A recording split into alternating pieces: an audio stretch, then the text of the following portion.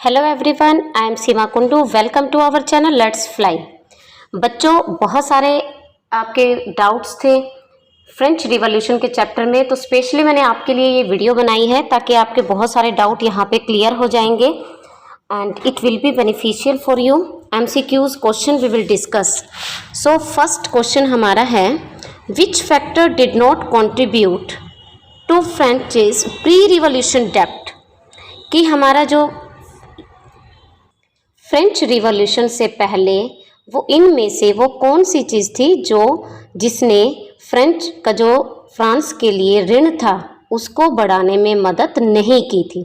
Options are the 7 years war, the cost of maintaining the army and navy, upkeep at Versailles and high traffics on imported goods.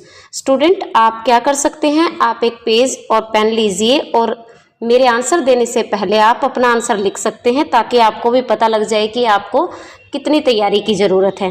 So the answer of this question is high traffics on imported goods. This factor not contribute to French pre revolution डेब्ट। So next question है, which was not a part of the government at any point during the French Revolution. French Revolution के दौरान सरकार का इनमें से कौन हिस्सा नहीं रहा। So options are the national convention, the council of ancients, the council of 300 and the directory. So answer is the council of 300 was not a part of the government at any point during the French Revolution. Now next question, what was the name of the French currency that was backed by the value of the land acquired from the church। जब French Revolution के दौरान बहुत ज़्यादा आर्थिक संकट France के ऊपर आया था तो उन्होंने क्या किया, पेपर करेंसी जो है उस टाइम पे जितनी जो लैंड एक्वायर्ड थी चर्च उस हिसाब से उन्होंने पेपर करेंसी स्टार्ट की थी और उसका नाम क्या था, the argent, the signet, the franc and the real. And the answer is the assignate. It is the currency name. Next question, what type of government did the Constitution of 1791 create? इससे पहले जो national assembly बनी थी उस समय पे भी एक छोटा सा कॉन्स्टिट्यूशन बनाया गया था फ्रांस के लिए। आफ्टर दैट जो ये नेशनल असेंबली थी उसने 1791 में दोबारा से कॉन्स्टिट्यूशन बनाया और उसमें काफ़ी रूल्स रेगुलेशंस बनाए। तो यहाँ पे पूछा गया है कि what type of government did the constitution of 1791 create. So answer is limited monarchy, absolute monarchy, republic and communist. So the answer is limited monarchy. राजा होगा पर उसके हाथ में जो शक्तियाँ हैं वो कम दी जाएंगी। Next question, who issued the declaration of Pillnitz. Options are Baron Manfred von Pillnitz, Great Britain and Norway, Austria and Persia, Russia and Spain. So आपको पहले इसके बारे में पता होना चाहिए कि ये क्या है। डिक्लेरेशन ऑफ पिलनिट्स का मतलब था कि जो दूसरे कंट्री थे उन्होंने फ्रांस के लोगों को ये चेतावनी दी थी कि अगर लुई 16 को किसी भी तरह की कुछ हानि हुई तो उनकी तरफ से वो वार कर देंगे उनके ऊपर। सो ये जो इशू किया था declaration of Pillnitz Austria and Persia country ने। Next question, who created the committee of public safety. ये जो कमेटी थी ये किसने बनाई थी, Louis 16, Maximilien Robespierre, the directory and the national convention. And the right answer is the national convention. Next question, which of the following men set on the original directory. इनमें से कौन डायरेक्टरी में शामिल था। So options are Louis 16, Napoleon, Lazare Carnot and George Danton. So right answer is Lazare Carnot. Directory जो ये कि 1 marks में ये क्वेश्चन भी आ जाता है, what is the meaning of directory. Directive जो थी, डायरेक्टरी 5 सदस्यों की एग्जीक्यूटिव थी जिसका काम था लेजिस्लेटिव को सलाह देना। ये 1794 के समय की बात है जब रॉबेस्पियर को फांसी दे दी गई थी। उसके बाद जो है डायरेक्टरी के हाथ में शासन था जो लेजिस्लेटिव की मदद से शासन करती थी। नेक्स्ट क्वेश्चन है, before 1789 when was the estates general last assembled. मैं आपको याद दिला दूं कि जो ये एस्टेट जनरल है लुई 16 जब परेशानियों में पड़ा, पैसे की कमी हुई क्योंकि वो जो है बहुत सारे वॉर में बिजी रहता था, उसके अलावा वो अमेरिका की भी मदद कर रहा था इंग्लैंड के खिलाफ फ्रीडम के लिए। उसके अलावा जो उसके पैलेसेस थे उनमें बहुत ज़्यादा एक्स्ट्रावेगेंट होता था, बहुत ज़्यादा खर्चा था उनका, तो इन सभी चीज़ों के लिए उसे पैसे चाहिए थे। इसके लिए उसने नए नए इकोनॉमिक्स को भी ड्यूटी दी कि क्या इसका उपाय निकाला जाए। तो अंत में जो है उसने ये उपाय जो निकला वो था जी टैक्स को इंक्रीज़ कर दिया जाए। तो ये टैक्स इंक्रीज करने के लिए स्टेट जनरल की असेंबली बुलाई गई। यहीं से जो है शुरुआत मानी जाती है फ्रेंच रिवॉल्यूशन की। अब क्वेश्चन है कि इससे पहले स्टेट जनरल जो है कब असेंबल हुई थी। ये कमाल की बात है, इतने साल पहले।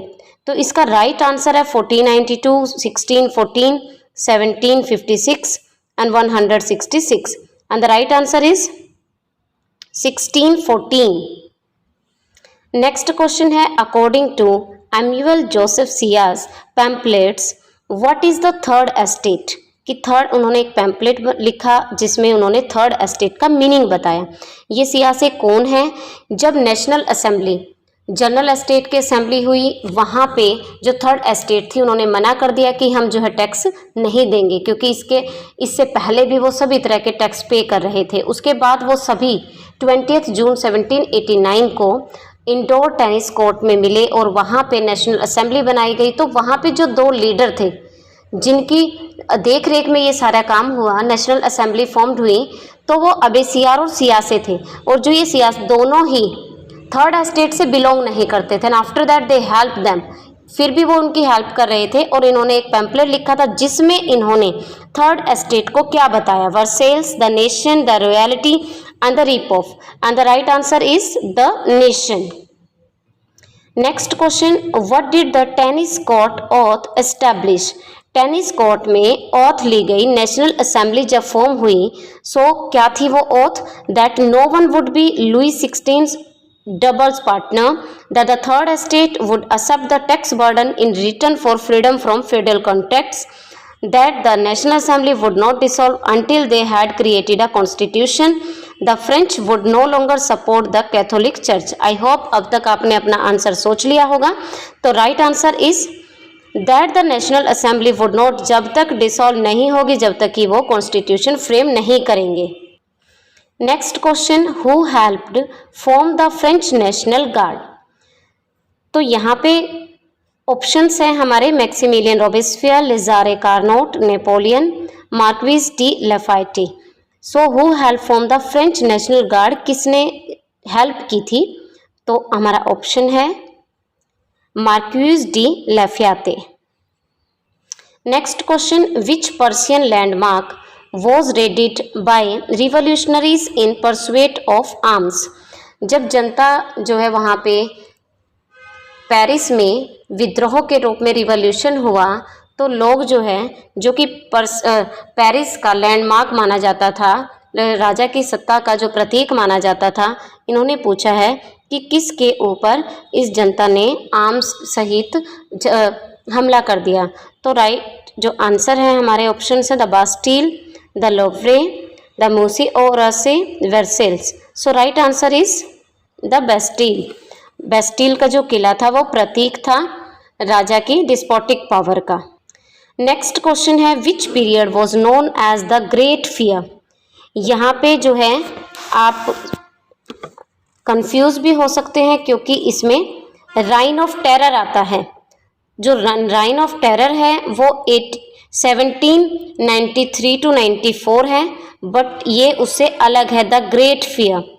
एंड द आंसर आप सोच लीजिए, options are 1786 to 1789 when it was clear that French economic situation was dire, the summer of 1789 when peasants around the French countryside revolted against their feudal landlord, and the 1793-94 when Robespierre systematically killed more than 15,000 alleged counter-revolutionary activists, and the 1793 to 1799 when the corrupt Directory ruled dictatorially. So the right answer is the summer of 1789 when peasant around the French, पूरे देश में जब किसानों ने विद्रोह कर दिया और उनके जितने भी लैंडलॉर्ड थे उनके अगेंस्ट जो है वो खड़े हो गए, that time is called the great fear. Next question, what problem did the August decrease eliminate. यहाँ पे जो नेशनल असेंबली ने 1791 में न्यू कॉन्स्टिट्यूशन बनाया था जिसमें उसने कई जो है न्यू रूल्स बनाए जिसके अकॉर्डिंग इनमें से किस चीज़ को एलिमिनेट खत्म कर दिया गया, the bread shortage, the oppressive federal contracts to which peasants were bound, uncontrolled inflation and surplus. And the right answer is the oppressive federal contracts to which peasant were bound. Federal system होता है landlord, जमींदारी system, जिसके तहत जो ऋण लोगों को देने थे, किसानों को देने थे, वो जो उनके कागजात उनके बाउंड थे, उनकी ज़मीन उनके पास गिरवी रखी हुई थी, तो ये सिस्टम जो है ख़त्म कर दिया गया। Next question, what happened on August 26, 1789। तो अगस्त 26, 1789 को क्या मेन घटना हुई थी? Marie Antoinette was executed. Marie Antoinette कौन थी? लुई 16 की wife. A state general convent, the declaration of the rights of man and of the citizen was issued and the Georges Danton and the Maximilien Robespierre played tennis. And the right answer is the declaration of the right of man and of the citizen was issued. Next question, which event did not take place during the summer of 1789? इनमें से कौन सी घटना summer 1789 को नहीं हुई? तो इसका right answer है the tennis of court oath, the great fear, the reign of terror, the August decrees. Answer is the reign of terror. Next question, which of the following was not an element of monarchial rule in France. Monarch का मतलब होता है जब सारी सत्ता राजा के हाथ में होती है, तो इनमें से क्या उसमें शामिल नहीं था? डिवाइन राइट मतलब दैव्य शक्तियाँ, उसको राजा को माना जाता था कि भगवान की तरह है राजा। Absolute rule, birth right, electoral accountability. So right answer is electoral accountability नहीं थी, वो लोगों के द्वारा नहीं चुना जाता था और वो किसी भी तरह से अकाउंटेबल भी नहीं था। Next question, what did the second estate comprise. जो सोसाइटी थी फ्रांस की वो 3 एस्टेट में बटी हुई थी। पहली clergy, second nobility and third general people, common people. So right answer here the nobility. Students, I hope you will like this video and it will help you. This is part 1. I will make part 2 also. If you like this video, please like, share and subscribe this channel. Press bell icon to get the notifications for the new video. मैं हूँ आपकी teacher Seema Kundu from DAV police public school Jind. नमस्कार।